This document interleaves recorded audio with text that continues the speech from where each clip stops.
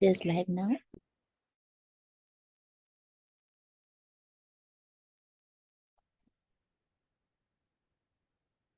Hello, everyone.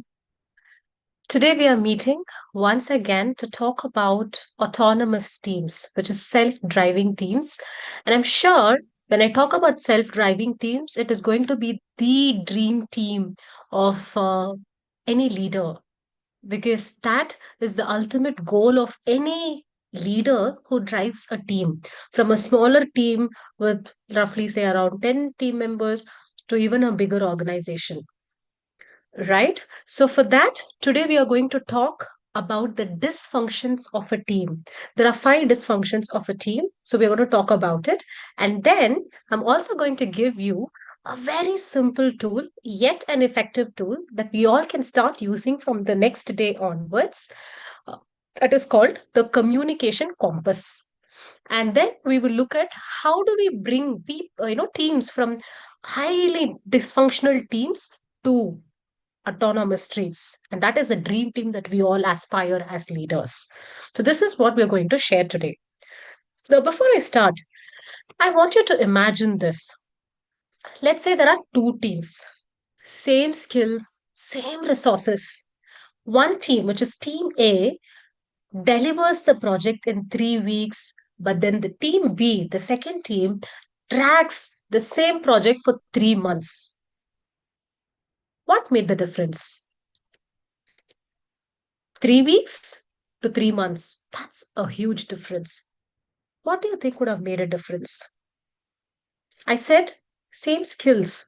So, not the coding ability, not the tools, not the process. The real difference was communication. How people aligned, how people clarified, and how they were able to solve smallest of a conflict before they grew big. And communication was the hidden variable in this particular case. Between team A and team B, team A with the same resources, same skill set can deliver the project in 3 weeks, and team B, just because of the communication, they were dragging for 3 months. And that's the difference. Communication can really take place in your teams. Now, think about your own experience. How many of you have seen deadlines slip not because of the work, which was impossible, but because of conversations were unclear, updates were missing, assumptions had happened because there were a lot of unspoken communication in the team? If we are honest, most of us have lived through that kind of a frustration. And we often think communication is a soft skill, something nice to have by the side. But do you know what is a reality? Communication is the operating system for every team. When it runs smoothly, everything else gets better. When communication gets buggy in a team, even the best coders, best coding, best tools, best resources will fail. And quite often, if you look at these teams who have failed, who have dragged their deadlines by a long time, if you go and ask them, they will tell the reasons as project timelines were not good enough. They'll say some tools fail. They'll say some methodologies, some processes. They will talk about processes, methodologies, tools, but they will not talk about communication as a topic. And that's where we lack. And communication is not just transferring information, it is about creating alignment, trust, and clarity.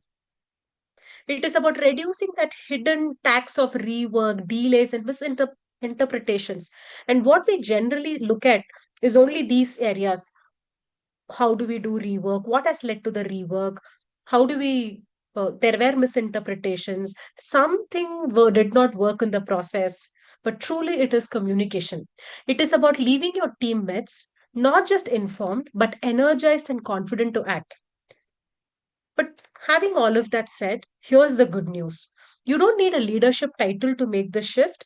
Every single person in the team has a power to improve the team's performance through the way they communicate. And today, I'm going to give you a compass, a simple, a practical tool that will help you navigate everyday communication in the project, in the teams. And this compass will show you how to move your team away from dysfunction and move towards autonomy, self-driven teams, and that is where people take ownership and projects will start working naturally without any intervention. Now, before we go into the communication compass, I want to talk about the dysfunctions of the team. That is our problem statement. So it's better for us to understand the problem statement before we get into solution.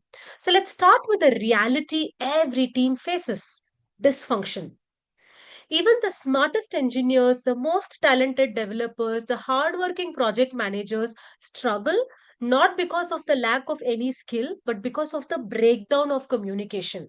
And if you look at the time spent average by a coder, by an engineer in a team, is 30 to 40 percentage. And it is even bigger when it comes to the project manager, which is 90 percentage. But the thing is that we do not yet, we are not aware that communication is that important. And coming to the dysfunctions, Leonci, he called it the five dysfunctions of a team. So I want to show you how each of these dysfunctions is actually a communication problem. Once you see that, you'll be able to realize you don't need someone to fix your team, so that you'll have to make a big shift. You just will understand that communication can be the only fix that you can make to make your teams work. Great. So the first dysfunction is the absence of trust. When people don't feel safe to share a mistake or doubt, what happens? Silence takes over, right? They've made a mistake, they're not confident or they don't feel safe to share that mistake. Silence takes over. And silence feels safe, but what does it do to the entire team? It is a very dangerous thing. So now imagine a bug someone notices but doesn't mention because they fear being judged. And the silence can cost weeks together and can cost the reputation of you or your company itself. And if you work in automotive domain, you will understand that when there is a silence like this, a person has seen a bug, they keep quiet. A lot of a company has lost their credibility because of sharing a software which is running on people's car, and it is going to be fatal when it is in automotive domain. So you think about the credibility at work, right? So that is the silence of the cost of silence that we all have to pay. And trust is not built in offsites, in workshops, in team building activities that we do. Trust is built in everyday conversation when someone feels listen, someone values the voice, and when you don't punish them for having all the answers or not having the answers, right? That is exactly how the trust will work. So that is the first dysfunction, which is absence of trust. Now let's move one step ahead and talk about the second dysfunction. The second dysfunction is the fear of conflict. Instead of debating ideas openly, people just say, yeah, it's all right. Your idea is really great. Let's just go ahead and do it. Meetings look calm, but underneath, there are a lot of issues which remain unsolved. And polite agreement hides the real disagreement that people have. And projects move forward with half baked assumptions. And when they collapse later, we say, why didn't anyone raise this earlier? They would all have had it in their mind, hey, this is a very risky project to move forward, but they wouldn't have spoken. And what will happen? It will have an impending effect on the project, that the project will collapse. So healthy conflict is not fighting, it's communication where ideas are respected. You learn to disagree with a lot of respect. Without it, problems don't disappear, they just go underground. So that is our second dysfunction, which is fear of conflict. Now, the third dysfunction is lack of commitment. How many times have you left a meeting unsure of what was actually decided? Silence is mistaken for agreement, and we all assume in a meeting they think that okay, this particular person is committed to do this, and then the silence they think that okay, it is agreed. People walk away from the meeting after spending 1 hour 30 minutes. They walk away thinking different things. And communication that confirms commitment is very simple: summarizing decisions, getting explicit agreement, and check the understanding that we are all on the same page. Without those words, a team's commitment is only assumed, that this person is responsible, he will give it on this time.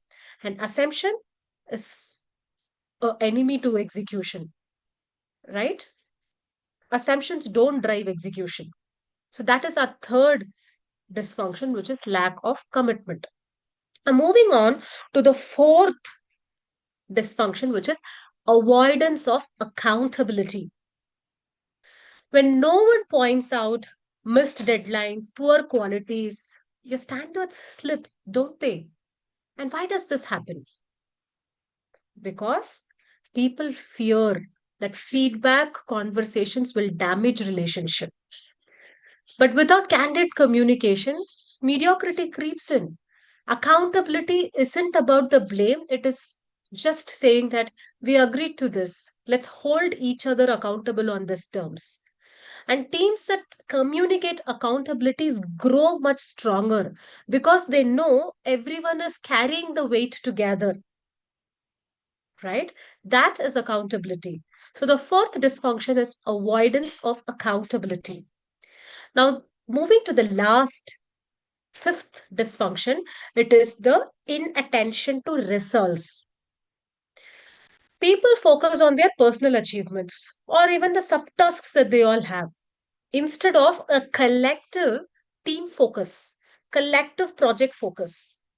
Updates sounds like my part is done. You've asked me to deliver this particular part of the entire project, I will do it. Instead of here's how we progressing as one unit, one project.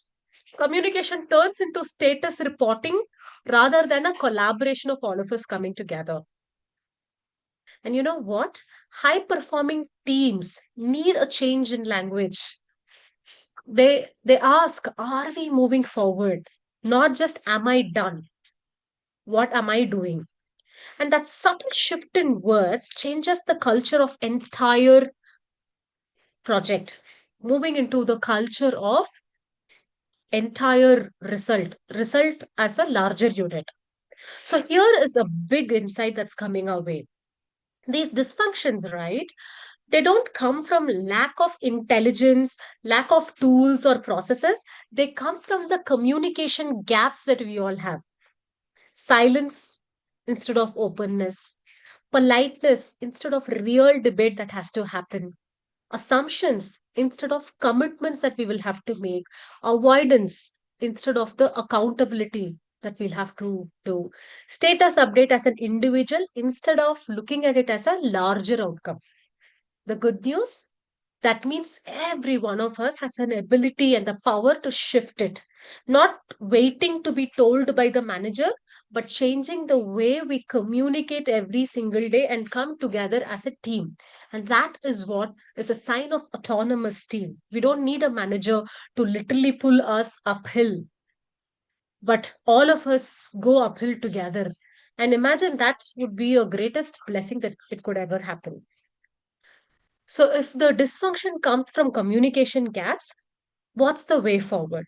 Now, imagine if you had a compass, a very simple tool, you could just hold it in your hand that always pointed you in the right direction. Whenever conversations felt messy, confusing, a lot of assumptions, people were silent, nobody wants to take responsibility, just like that compass will guide you to your truest of a direction in the physical world. This particular compass that we are going to talk about, this model guides you in the world of team communication. And I call this the communication compass. And we all know how compass works, right? It has four key directions: north, west, east, and south. But the compass that I'm going to give us today, which will help us move from a dysfunctional team with all those five dysfunctions that we saw, will take us towards our key directions: clarity, consistency, connection, and constructive energy. And these are not abstract words. These are all everyday choices that we're going to make in our communication. The micro form of communication, your emails, your meetings, your updates, your one on one conversation. Right? So now let's move into the first axis of your compass. I'm going to talk about two things, right? Clarity and connection. Now let's talk about uh, clarity and connection, like two directions, north and east. When they are strong, teams move forward with confidence. When they are weak, even simplest of a task will turn into weeks of confusion, weeks of not giving a good result in your project. So first, clarity. We all know this pain, right? You leave a meeting with five people, each person walks away with different understanding, different action items, different confusion. What needs to be done? Or worse, the instructions you were given were interpreted in three different ways. The gap between what you meant and what others understood, what is the who is going to do what is the time, anything at all. So the trust essentially is lost here. So clarity is not about using fancy word, it is about making it easy for others to act upon. So that means answering three questions every time you communicate as a leader. What needs to be done? The context. Why does it matter? And by when should it be delivered? So, what needs to be done is basically the content. Why does it matter is the context. By when should it be delivered is the time. So, here's a very quick activity for all of us. Think about a recent meeting that you have had. Now, condense that into one single line that highlights both the activity and the impact. For example, instead of saying I worked on testing a module, you could rather say I reduced the chance of the system crash by 40% through testing. Do you see the difference? I worked on a this particular module. I reduced the chance of a crash by 40%. So what actually has happened is that from the first update that you have made to the second update that you're making, very simple. The second one had much better clarity. So that is exactly what we're talking about when you bring down to communication with clarity every single day. Now, moving on to the second part of your access, that is called connection. If clarity tells people what to do, why to do, and when to do, without connection, all of what you give is going to be more of mechanical, or the words just sent out, but it is not landing. It's like more like a monologue, right? I am giving instructions, nobody's there to receive on the other side. Have you ever spoken to someone who looked distracted or maybe typing on their phone? You knew they weren't really present. How did that feel for us? Deeply demotivating, right? But on the other hand, when someone listens with full attention, when they nod, when they paraphrase, when they acknowledge, when they ask follow up questions, you feel very happy. You feel more valued in that conversation. That small signal of connection makes you more likely to contribute the best. And connection isn't about making those grand speeches, being very leaderly. It is about those micro moments of being present. Now, let's quickly look at how that can be done. Now, imagine I'm updating you while I keep glancing at my watch. How do you feel? Now imagine I look into your eye, nod, smile, and then say, hey, that's a good point. Can you explain it a little bit more to me?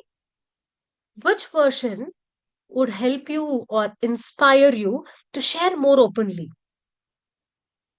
Obviously, the second one, because that is what is giving value to the speaker. So that is about the connection that you're making. And without connection, what happens to the clarity that you're doing? It's just mechanical words that is coming right out of the mouth. So here's the takeaway when it comes to clarity and connection. Clarity reduces confusion, and connection builds trust. And together, clarity and the connection can absolutely transform two big major dysfunctions that we spoke today: the lack of commitment and the lack of trust. So, these two major problems or dysfunctions that we have, it will be naturally solved. So, when you connect with your team, please bring your connection, stay present, and presence is one of the leadership virtue. The second thing is give as much as clarity that you can give. What to do, why to do, and when to do. The content, the context, and by when. So now I'll move on to the second axis of the compass, which is consistency and the constructive energy. Now let's turn and look at how our south and west of our the directions of our compass is mapped. If clarity and connection set the direction, consistency and your constructive energy will keep your team moving in the right rhythm. Let's start with consistency.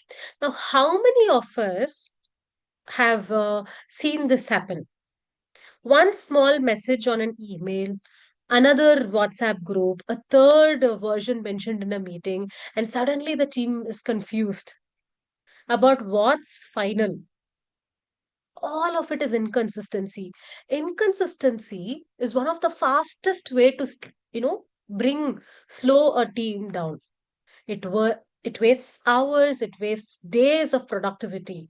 And I'm not just talking about the time here. Imagine the emotional frustration that they go through.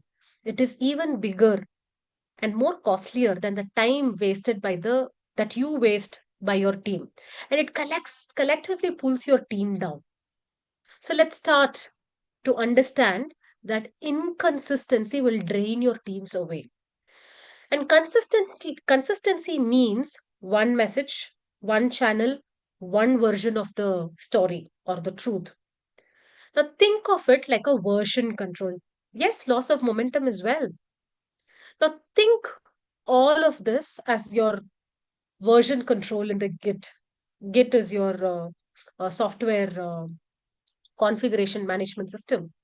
Not just as how you would let your code base fragment into five different versions and everybody is working on different versions.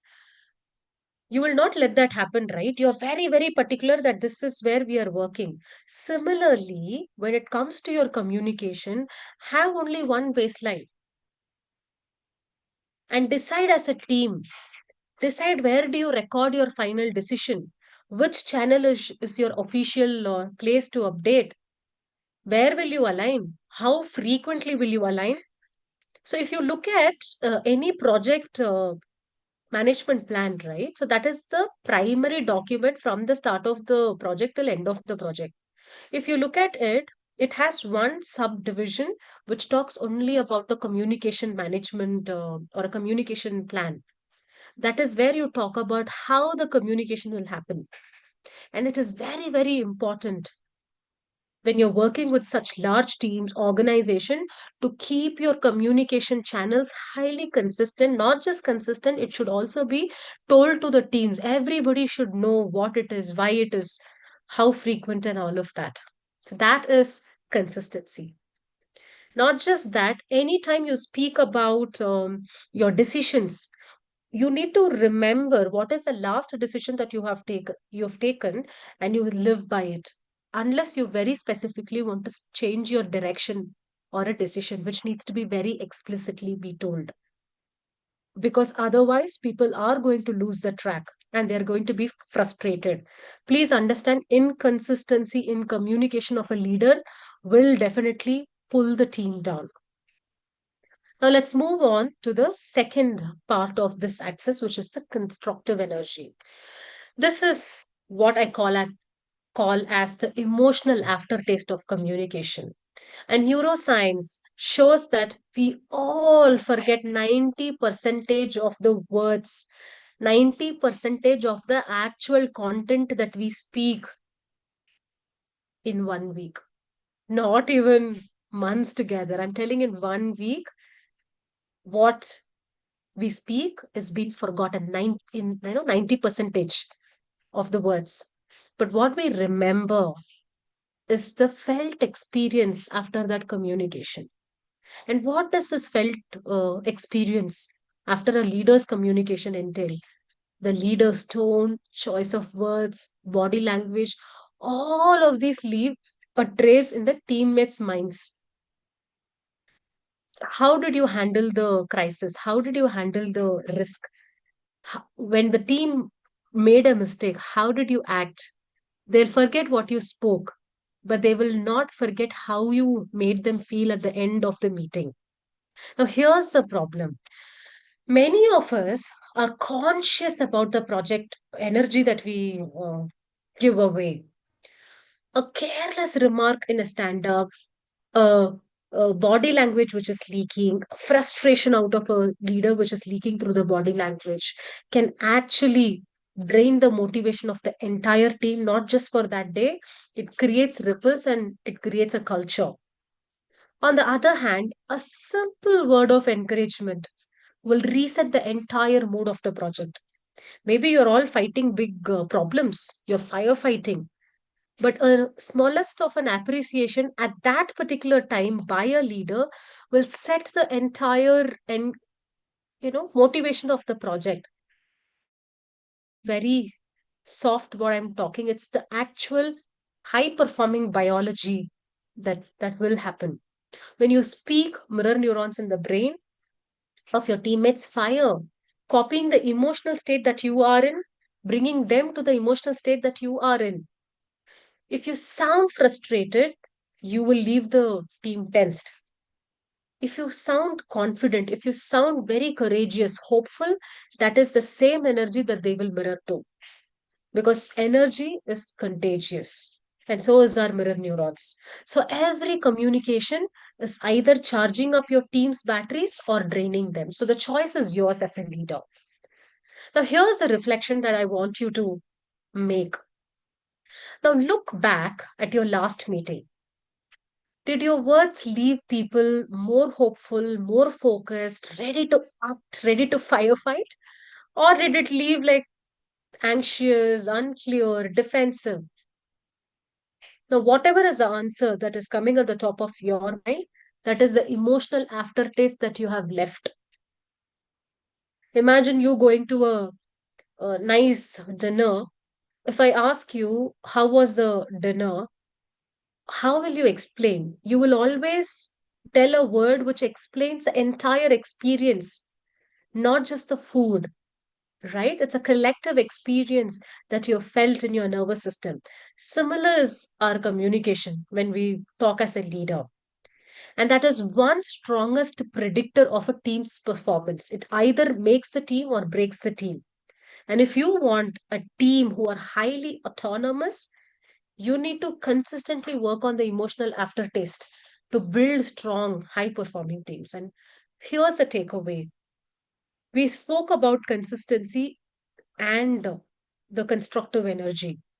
So, consistency creates the reliability when you're very consistent with your communication, and the constructive energy creates motivation. So now when we marry both of this consistency and constructive energy together, they transform two dysfunctions, which is avoidance of accountability. That is one of the dysfunctions that we saw, right? And the another one is fear of conflict. When communication is consistent, people know what to believe. When energy is constructive, people feel safe to engage in even in hard conversation. So that way, you avoid the accountability and fear of conflict when you consistently do your communication, and also you consistently do shape your emotional aftertaste. So now you put all the four directions, right? The south and west and north and east, which is our clarity, connection, consistency, and the constructive energy. You don't just eliminate dysfunctions when you act upon them.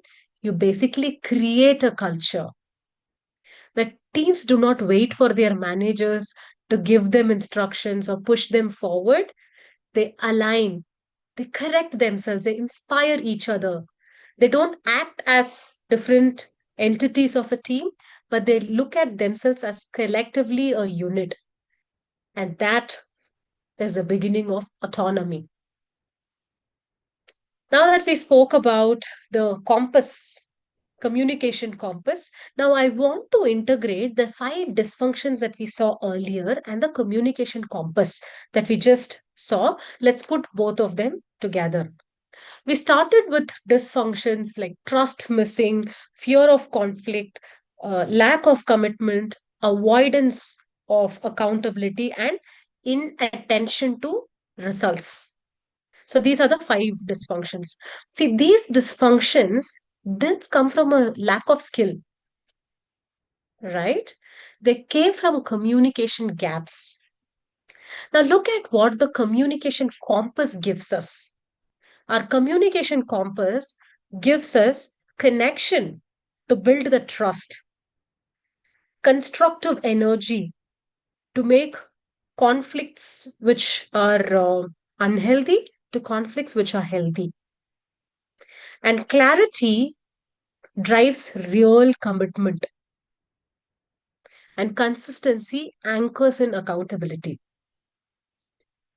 So all of you, when you put together clarity, your connection, your constructive energy, and consistency, when you put all of that together, it is not just solving your trust, your commitment, accountability, and making the conflicts healthy, but you put all of them together, the team will naturally focus on bigger outcomes or bigger results rather than focusing on their individual results.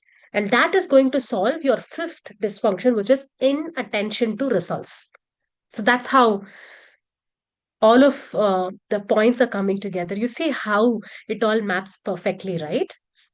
So the dysfunction don't need a miracle solution. They just need communication that shifts the culture one conversation at a time. And here's a bigger picture. An autonomous team is not just a team without a manager. It is a team that doesn't wait for their manager to fix problems. It is a team that does not need a manager to push them forward. When something goes wrong, they talk about it. They are open to do healthy conflicts amongst each other and arrive at a beautiful solution, which the whole team will come together. When a commitment is unclear, they don't just walk away silent, they clarify it. And when their energy dips, they don't need the manager to boost their energy, they lift each other up. And behind all of this, communication is the fuel that allows a self correction to a self direction. And self direction is where our autonomous teams are headed. Now, think about it. When communication is broken, what happens? Teams hesitate. They talk amongst themselves. They don't come out. They wait for instructions. They play safe. But on the other hand, if the communication is consistent, it's very clear, the constructive energy is really motivating, and their connection is absolutely amazing, what will happen? The teams really move fast. They innovate, they take ownership, they push each other on their way to excellence. And that is what is autonomy. And autonomy doesn't have to start with a system, a tool, a methodology, or even a new org structure. All of it starts with you as a leader, your daily choice of words, the emotional aftertaste that you're leaving behind, the consistency with which you're communicating, and the connection, the leadership presence that you're going to give to your team. And each of these choices, which may be small, but together they change the way the entire team operates over time. And the journey is very simple. The teams, which could be dysfunctional on all the five levels, you use the compass, which is the communication compass. You look at the results, which is the autonomous teams. And this is not a theory, it is a practical experience that you can have. It's in your hands, and it all starts from every single day that you practice. On that note, so we've walked through dysfunctions, we have navigated through the communication compass, and now let's make this practical, because a framework only works if it changes the way you can act tomorrow, right? So I want to give you all a small challenge.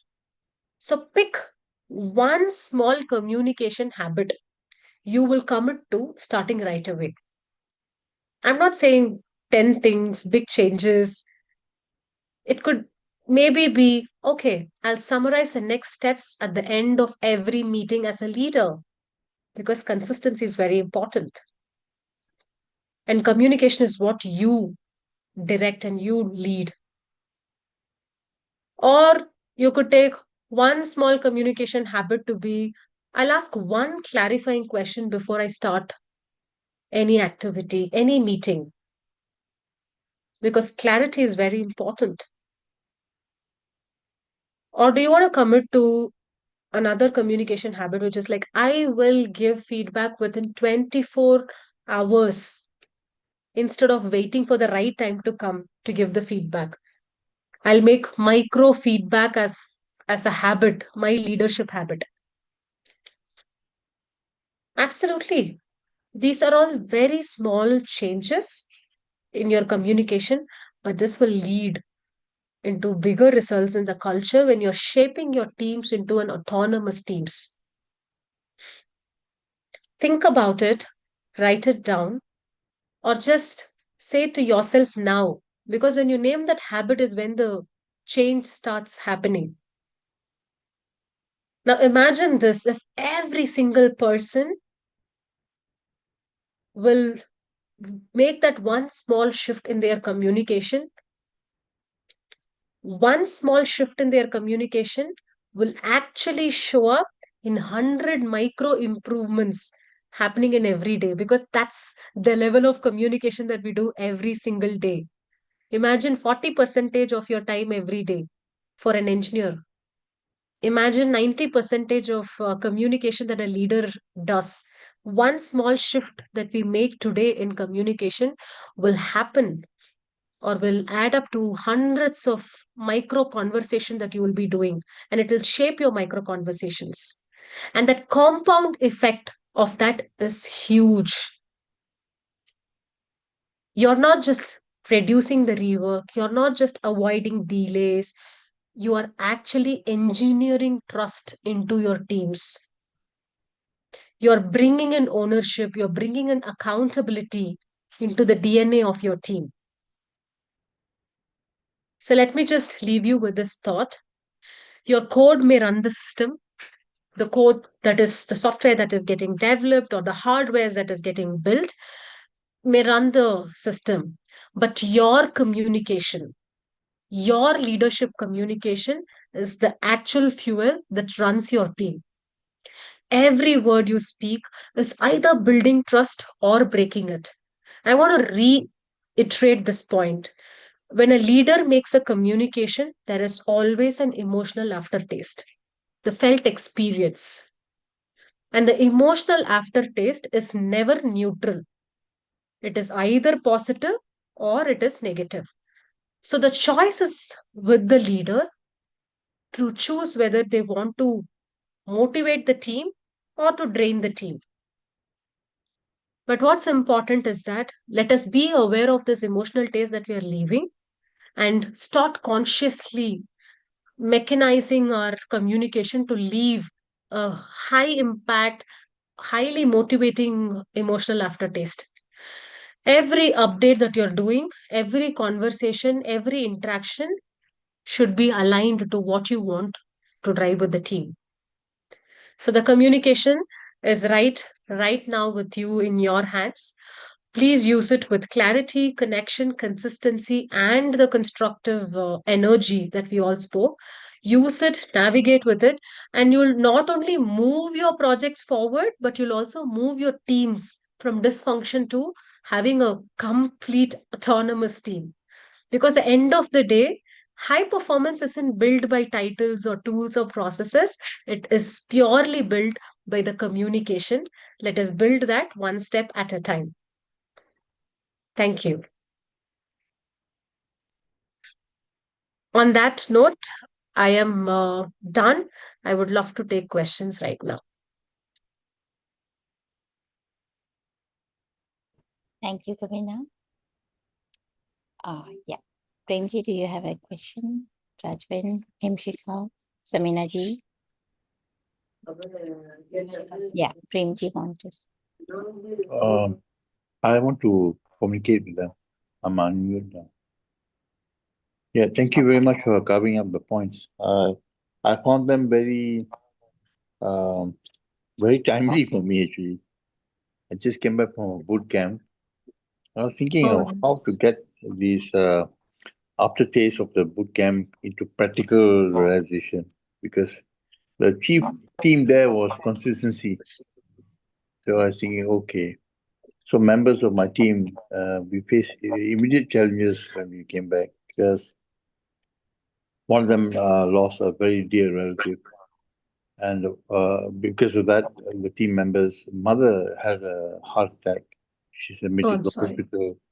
So he can meet those challenges calmly because he's got a sense of direction, and he knows there's a lot of empathy flow there.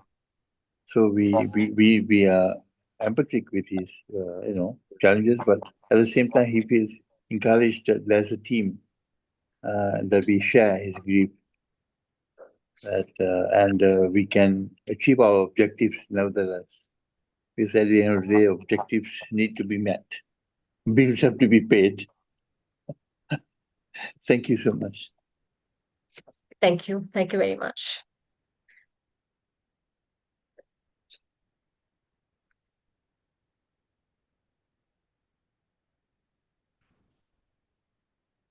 Hi, Kavina. Very well spoken. Hi, I guess Rajvin. Thank you.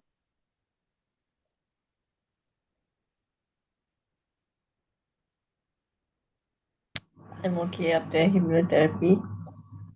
But yeah, falls do happen, and I'm gonna come back stronger with hypnotherapy. So yeah, so it's like that. So thank you for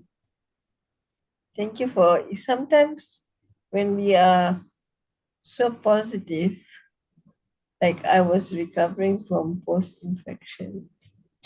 Sometimes I still feel a bit uncomfortable because uh,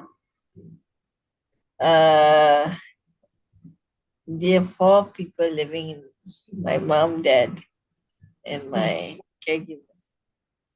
So whatever is in this vicinity becomes my problem as well because I'm close to them. And hypnotherapy actually helps me alter my mindset that how do I want to help that person solve. Of course, my brother sister lives in a different house, so I don't really communicate with them except for seeing them once a week.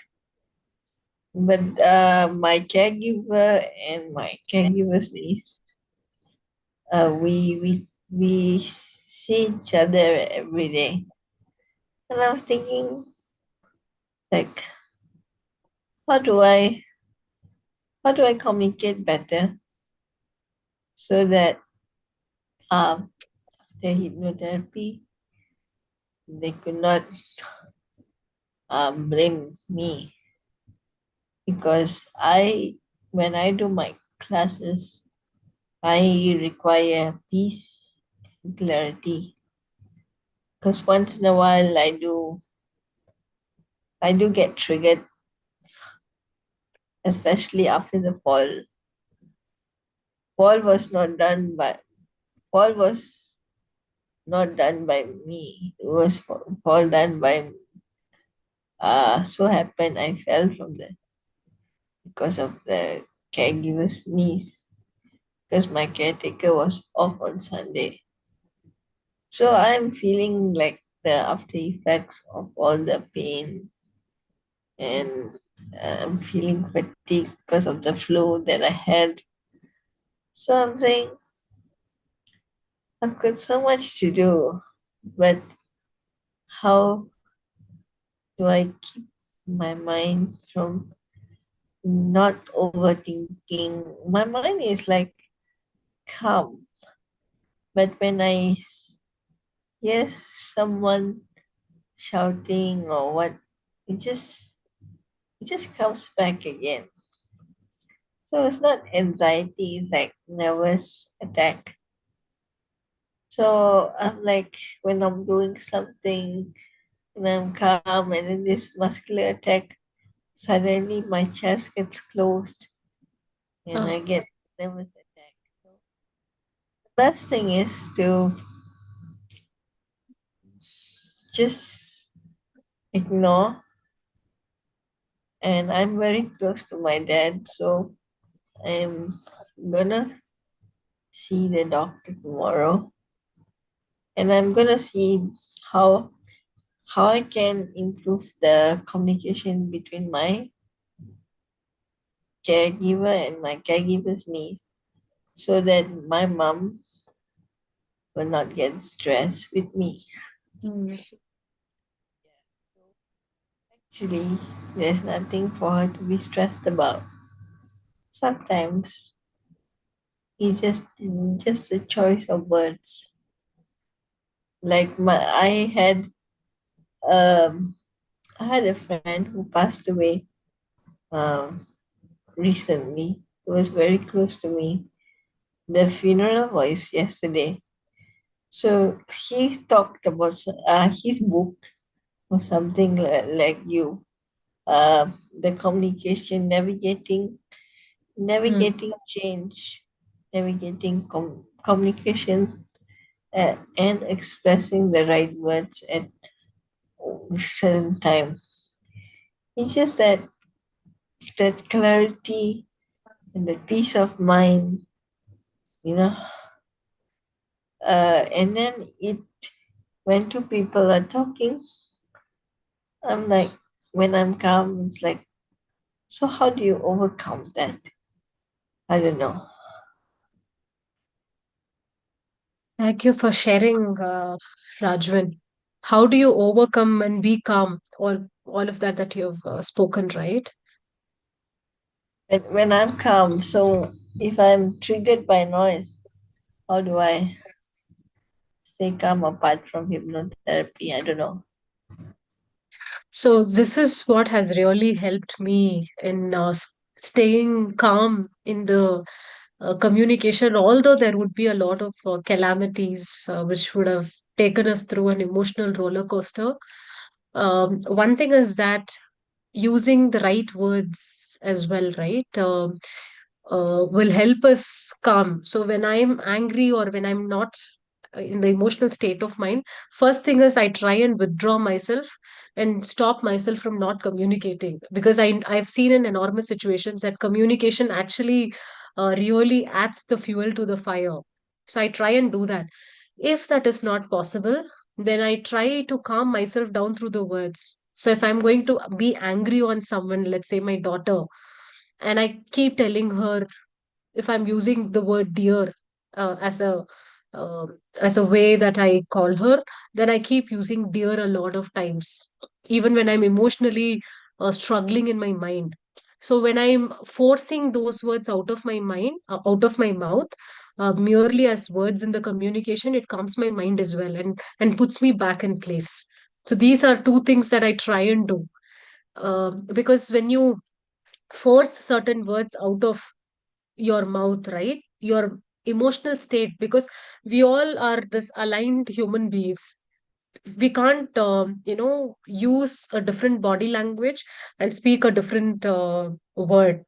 So I can't happily say that I am angry, or I can't be very sad and yet smile. So all of our words and our body language are highly synchronous. So if I'm going to force either my body language or my words, it is going to have an impending effect on my mind as well. So I try and smile more. Try and force words which is going to calm me. I understand you. I'm very considerate. I can see what you're doing. So what happens is that although I'm forcing these words, these are basically like my template answers.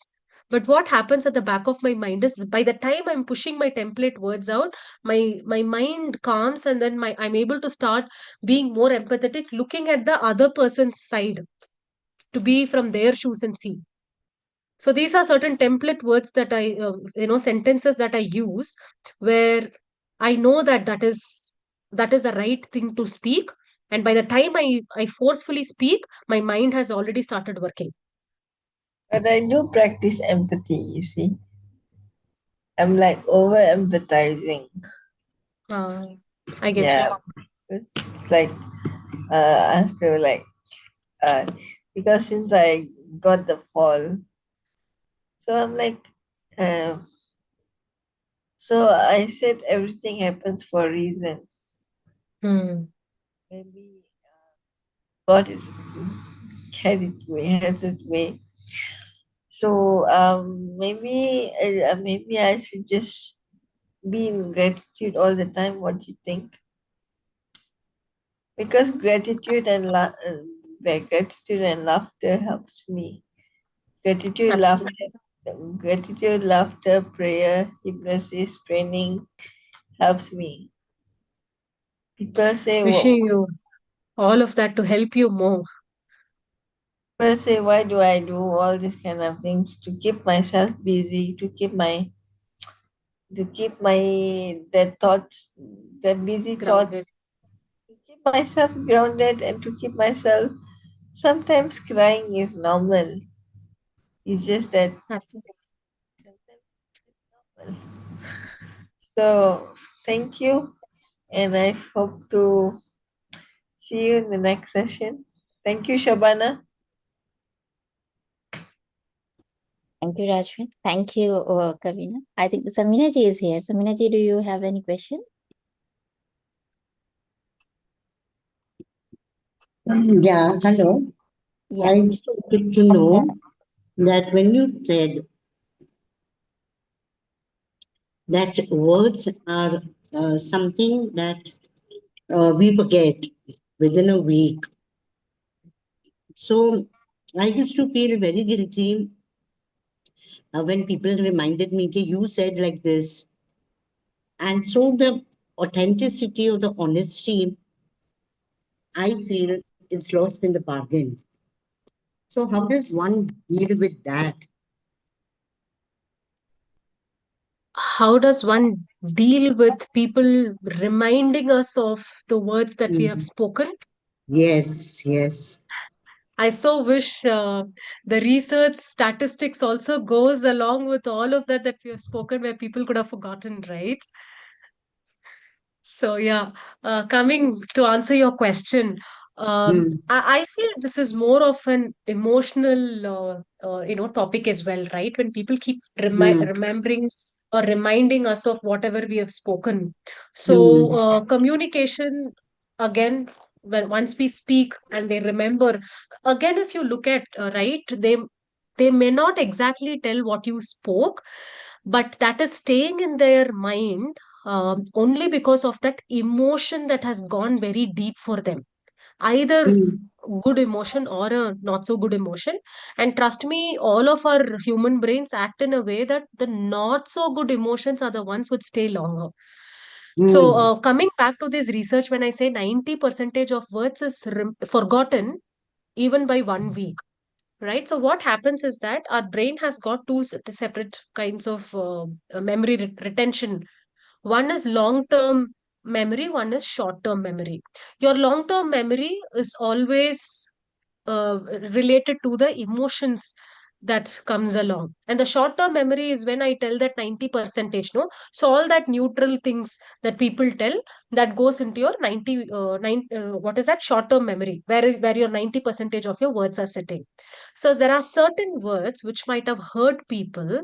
What happens is that you might have told certain words in your communication that would have triggered their amygdala, which is basically which will take over when there is a very emotional, a big threat, danger, and all of that. So then that amygdala tells hippocampus. Hippocampus is nothing but your again a part of your brain, which stores the long term memory. So it'll give a hint that this is with high emotion. Make sure that you put it in the long term memory region. So that is why those particular words which would have given them a high trigger on their emotions will get saved, and those are the ones which will come back. So that is again a very clear indication. If somebody could remember your words, a very clear indication that that has an emotion attached to whatever you have spoken. So then again, handling it emotionally is the way that we can move forward. I'm just telling you from the research point of view, the solution is that it is an indication that you have emotionally affected that person, either happy or negative. Right, I still remember the words that my boss told when I got a surprise promotion that I was not even expecting. So those are still saved. So it could either be because of a positive emotion or a negative emotion. But if it is a negative emotion, then dealing with it, going through the ways to solve that particular relationship with that person will help, either professionally or personally. It could also be, that those words can be misinterpreted in such Absolutely. a way, yeah, that, you are made to feel either good or, as you said, bad. You feel guilty. Did I say that? And usually it's a positive mindset when and compassion when we are communicating with people. So we don't want to hurt anyone or say things, which are going to go in the negative frame. So I that get also, you. yeah. So what also happens, no, for certain people, this has happened to me also a lot of times. My intention was very clear. I never Mm, intended to hurt anyone.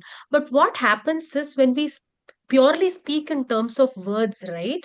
The other person will not be able to understand what is the intention behind these words. Hence, it is taken in a completely opposite direction. That is why giving more of context, telling them why are we telling what we are telling, that would help them understand the your intention better, and it will land in the same way. So when it comes to communication, it is passing the message through words. That is one. Second thing is passing the intention of why are you telling, what are you telling, through your body language. That is when our emotional aftertaste comes in. So all of that has to be aligned so that people will not just understand through words, but understand through that felt experience that okay, this is what this person means. When mm, I wanted to remove somebody from my team, that is mm, good for that person. But if I mm, just go and tell them that, hey, you know what, from tomorrow See, don't you are report to me, uninspired. Most people that stay in would the hurt the person a lot. mm. But me telling him why I have taken such a decision, it is going to be helpful for him on a longer term, is my intention. And if I can actually make him sit, have a conversation, help him understand, he would Mm. actually look at it in a positive manner. If otherwise I go and tell him that tomorrow stop reporting to me, that would It's have going to feel been very another rough. thing. This is Yeah. very, one simple example where it can go in two different directions. So I would say the answer would be, how do we also communicate our intention? Hmm. So I One speak more about thing. a lot Yeah. about communication. So what Hmm. I generally do is, when anybody speaks, Hmm. when I am decoding, so in this whole process of communication, there are two major processes that people normally don't look into. There are two major processes. One is encoding process, which is happening at the sender side, Hmm. which they have something in their mind, their intention, their outcome, context, content. They are going to encode and put it into words. Hmm. And there is a decoding process on the receiver's end, when they are going to merely take those words and whatever body language that they are seeing, or a verbal message, they are going to merely take those words and decode it into a experience in their mind. So there are these two processes. As a communication coach, when I talk to people, I generally don't decode just the words. I decode what is the intention, what is the alignment that they are trying to make. I map all of their intentions from the past experiences that I've had, and then I decode a message. I don't decode a message just by words. Hmm. So, but then we can't always expect the other person to be doing the decoding process in the right way. That is why I keep telling people, when you're doing communication, it is not just one way. Please understand that it is a two different mechanisms which is happening, which is encoding your side, which is decoding their side. If we Hmm. can understand as a sender that there is a decoding process and how they will decode. If I'm talking to Hmm. Rajvin, I would know by now how is Rajwin's belief system, my relationship with Rajwin, my previous experiences with Rajwin, what is her culture. If I say something, how she may interpret, what is her belief system, what is her, all of that I would know. And I would, what, as a, as I mentioned, as a receiver, I will decode the intention of the other person. When I'm a sender, I already know what kind of decoding mechanism that the other person has, and then I Hmm. will decode it accordingly. If I know a person is going to accept everything that I speak in a negative way, now I am going to go really, really detailed, first to explain my content intent, sorry, first intent and then my content, because I know Hmm. that the decoding process of this person is always negative. Hmm. Hmm. Right? So if we can switch the wherever we are, if we are able to think from the decoding and encoding process of the other person, we'll be able to do much better communication, and you know, not ruffle the feathers with people. Hmm. I hope that helped. Yeah, it has helped quite a lot. Thank you.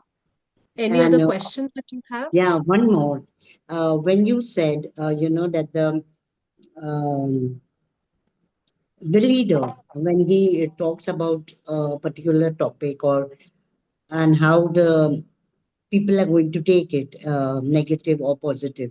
So, do you think he has to literally write down his speech and then go and deliver? Because I'm always doing impromptu. So, impromptu, of course, I watch the eyes, I watch the body language, so I come to know where it's being interpreted in what way. And hence, Thank I you can, so much. yeah, Yeah, yeah, please. I can even change it a little. But I don't think what you Abs- meant was just writing the whole speech. It can be it can be impromptu. It can be a written one, depending on the person's outlook. What the person is trying to tell the team, trying to convey. Right, Em? Absolutely.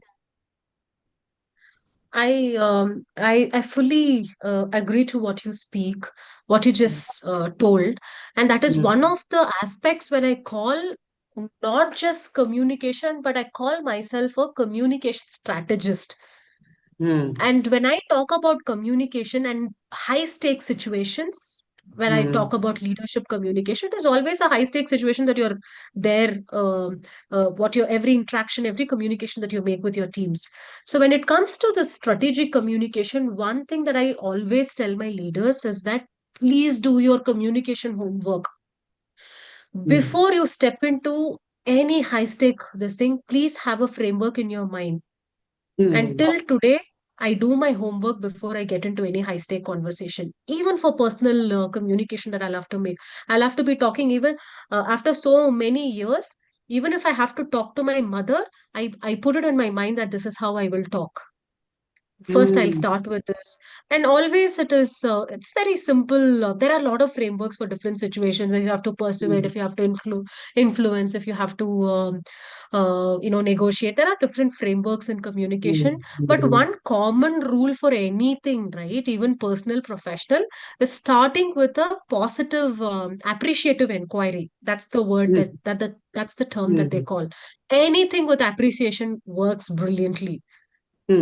So I just wanted to give, since you have asked, there are a lot of communication, this thing, but I always prepare at the back of my mind. Sometimes I even write it down. This is the framework. And as you told, um, I will not do the entire communication as prepared, but I will look into that person, start observing the cues, how is their body language. I even look at the way their feet is it pointed towards me. If I'm having a one-on-one conversation, I'm going to look at the feet that it is pointing. If it is pointing to me, it means that person is interested in the communication. And then I go on. I look at their hands, how they have kept. Right. So all of this I keep. Why? Because I keep constantly, in my mind, I keep looking at what are the signs that they are giving. Or should I go as per the planned communication, or should I take a U-turn? Lot of conversations that I've seen that the person is disinterested, right? I don't move forward. I abruptly cut. I say, you please carry on. Let's talk later, because I need the attention of the person. Otherwise, whatever I've prepared is going to go waste. So I tell that, okay, maybe we'll take a break, we'll come back. Maybe if I see the person goes through again the emotional thing, right? That amygdala gets triggered. Although my communication is very polite, intention setting, context, all of that, certain people go through their amygdala hijack because they get emotional, they get triggered emotionally during a conversation. I can again sense that they are emotionally triggered. Their logical brain shuts down. I do not want to engage with people who are emotionally triggered. So I tell them that either I very politely give a break, or tell them that, hey, I'm so sorry. I think I have hit you at the wrong place. I'm really sorry. So I will take a step back. I'll say, let's take a break. We'll come back and resume this conversation. But my intention is only for us to make this work. My intention is for you to grow. That is why I'm trying to give you this feedback. But I think I made a mistake in my communication. Let's just step a little back, give some breathing time. Please take your time. Let's come together tomorrow, day after tomorrow. I'll go work on my communication and go back again. Every time I still step into a meeting, I think what is the energy that I should be carrying? And that works amazingly well. Now I have to think about an energy that I have to go with. I will think about what is outcome. I can just, my whole body realigns right now according to what energy that I want to leave the team with. Do I want them to feel hopeful? Do I want them to feel motivated? Or sometimes I want to pinpoint a negative thing and tell them that, hey, this is wrong. And I'm setting a new culture right now. It could be anything. But subtly, not directly. Sometimes I do it directly as well right now, because my team is all aligned. They now know that even when Kavina is at the barking very hardly, they know that the intention, it's taken a long time for me to come where I am right now, but they Okay. understand the intentions by now. But at the earlier stages, I was always very kind. I was always aligning them with them. What is the mindset? What is my goal of talking to them and all that? But right now, once you have a well-oiled, high-performing team, it just becomes a smooth It comes cake for the naturally. lead as well. Yeah, it comes naturally. So, what do you Yes. do, Kavina, if I may ask? I am also leading team in a automotive company. Okay. Lovely. So we need this communication skills in all spheres of life, I have seen. In Absolutely. all. You just can't say, that only here and not there.